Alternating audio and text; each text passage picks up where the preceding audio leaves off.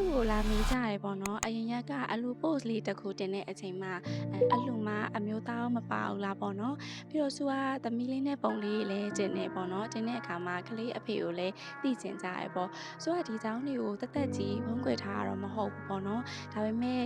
ပြောဖို့မလိုဘူးပေါ့မလိုတော့ဘူးတော့အရင်တော့ထင်ခဲ့တာပေါ့နော်ဒါပေမဲ့လည်းဒီတိုင်းကြီးတက်တက်ဖုံးကွယ်ထားစရာတော့မဟုတ်နေလို့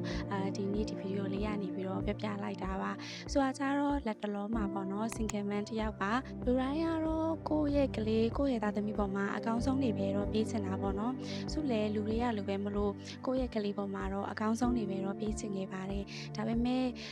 ကိုပေးနိုင်နေပေါ့နော်အကောင်းဆုံးဆိုတာကဒီလောက်ပဲမလို့အလုတ်ကိုကလေးတစ်ဖက်နဲ့ကလေးငယ်ငယ်လေးတွေကအကောင်းဆုံးစူးစမ်းတယ်ရုန်းကန်ခဲ့တယ်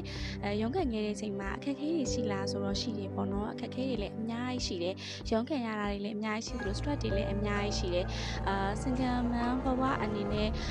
လေးကြနေတောင်မှပဲဆွဲထုတ်ပေးမဲ့သူရှိတဲ့အခါကျတော့နှစ်ဆပိုပေးမဲ့ရတယ်တစ်ဖက်မှာလည်းကလေးလေးတစ်ဖက်နဲ့ပေါ့နော်ကလေးရှိပြီးတော့လောက်ရတဲ့အလုပ်တွေတက်ရတဲ့တင်တန်းတွေမှာလည်းပဲသူများထက်နှစ်ဆပိုပြီးတော့စိတ်ကောလူကောပင်မဲနေအဲ့အတွက်ကြောင့်အခုမှအလုံးစားလုံးမဲ့သူတွေဆိုလို့ရှိရင်ပေါ့နော် stress တွေပြီးတယ်လမ်းကြောင်းတွေမတွေ့ဘူးပေါ့နော်အဲ့ဒီချိန်မှာဆိုတော့အားပေးစကားပြောချင်တာကတော့စူးစမ်းတဲ့သူအတွက်ထိုက်သင့်လျောက်အောင်မြင်မှုကတော့ရလာမှာပါဒီလိုပေါ့နော်ဆိုလို့ single man တွေကလေးမေကလေးတစ်ဖက်နဲ့ရုန်းကန်ရတဲ့သူတွေတောင်မှပဲတော်တော်ကြီးကိုပြပြခက်ခက်ခဲခဲစူးစမ်းပြီးရုန်းကန်လာရတာပါအဲ့အတွက်ဒီကိုယ်တိုင်ပေါ့နော်တကိုးရေးတခါရသမားလေးတွေဆိုလို့ရှိရင်ပို့ပြီးတော့